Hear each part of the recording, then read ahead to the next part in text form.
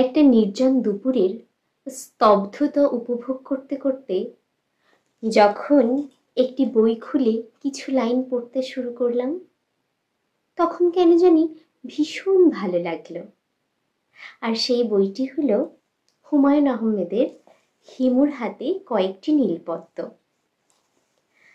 আমি হুমায়ুন আহমেদের লেখা যে খুব বেশি পড়েছি এমন নয়। তার কিছু বিখ্যাত লেখা যেমন জ্যোৎস্না ও জননীর গল্প, অপেক্ষা, আগুনের পরশমণি, বাদশাহী নামদার, এরকম কিছু লেখা আমার পড়া আছে এবং যেগুলো আমার ভীষণ ভালো লেগেছিল। কিন্তু হুমায়ুন আহমেদের যে সিরিজগুলো আছে বা তার যে একটা ধারাবাহিক লেখার সম্ভার, সেগুলো যে আমার খুব পড়া হয়েছে এমন নয়। কিন্তু মাঝে মধ্যে যখন ওনার কিছু কিছু বই পড়ি, আমার ভীষণ ভালো লাগে। কোথাও গিয়ে আমার মনে হয় হুমায়ুন আহমেদের লেখার মধ্যে একটা জাদুকরী ব্যাপার আছে।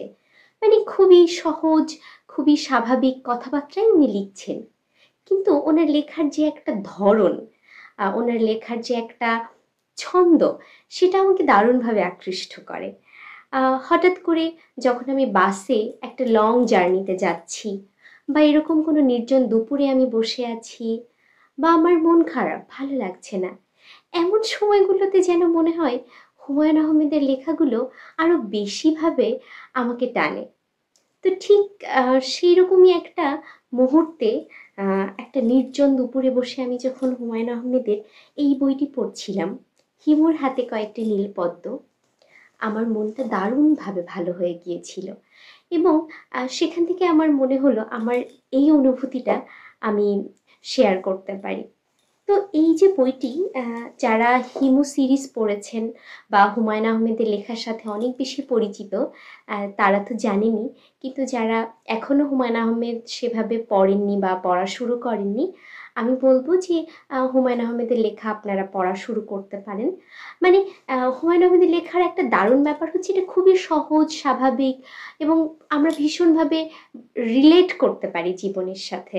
এবং তার যে একটি সৃষ্ট চরিত্র হিমু, এই যে একটু অদ্ভুত, হলুদ পাঞ্জাবি পরে, যেখানে পকেট নেই, রাস্তাঘাটে দুপুরের মানে খররৌদ্রে যে হেঁটে বেড়ায়, যে রাতে ঘুমায় না, যে দিনে ঘুমায়, মানে এই যে একটা অদ্ভুত চরিত্র উনি সৃষ্টি করেছেন, এটা একটা দারুণ ব্যাপার আমার মনে হয়। এবং ওনার লেখার যে ধরন, মানে খুবই কঠিন কথা উনি সহজ করে বলে ফেলছেন, আবার ভীষণ সহজ কথাও একটু ঘুরিয়ে একটু রহস্য তৈরি করে বলছেন।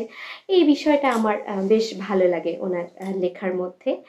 তো এই বইটিতে, হিমুর হাতে কয়েকটি নীলপদ্ম বইটিতে দেখানো হয় যে হিমু এবং মারিয়ার মধ্যে একটা মানে সম্পর্ক তৈরি হয়, কিন্তু হিমুরা তো কারো প্রেমে পড়তে পারে না, তারা কাউকে নীলপদ্ম দিতে পারে না।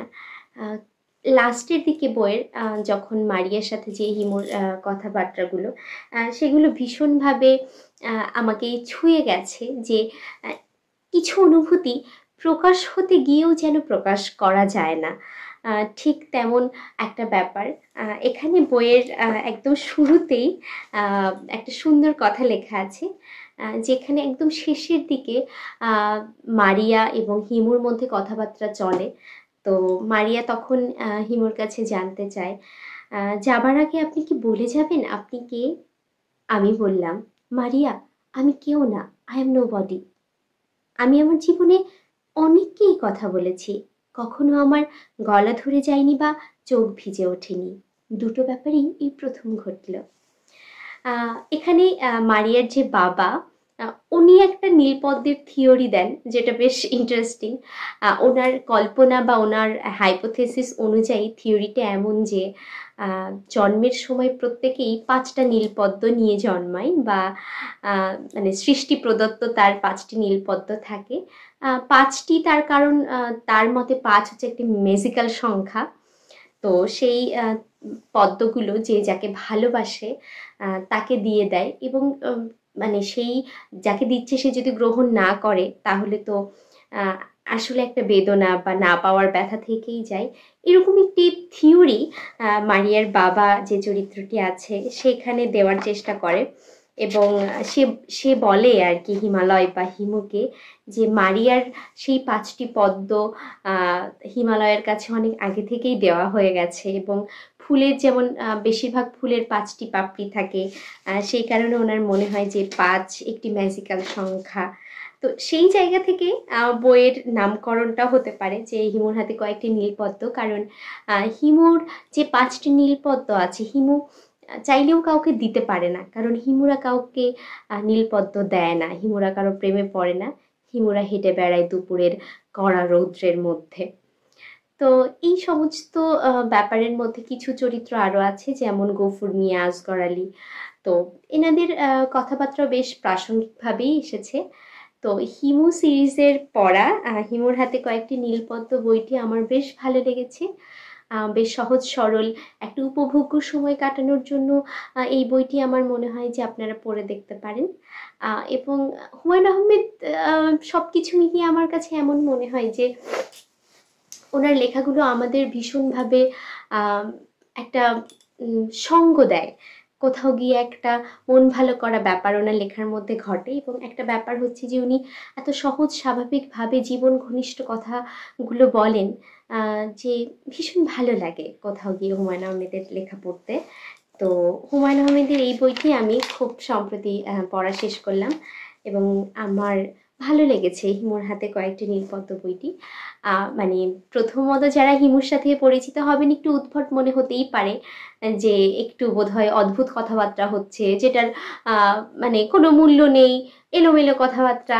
হ্যাঁ, এরকম মনে হতে পারে প্রথম প্রথম হুমায়ুন আহমেদের লেখা হয়তো পড়া শুরু করতে গিয়ে, যে এই বইয়ে তো কোনো তাত্ত্বিক কথাবার্তা নেই, খুব গভীর জ্ঞান যে আমরা অর্জন করে ফেলছি এমনও না। হ্যাঁ, তো কিন্তু কোথাও কি ভালো লাগবে, মানে একটা বেশ ভালো লাগার অনুভূতি, পড়ছি, হ্যাঁ, বেশ একটা গোছানো ব্যাপারও চলে আসবে মনে মনে।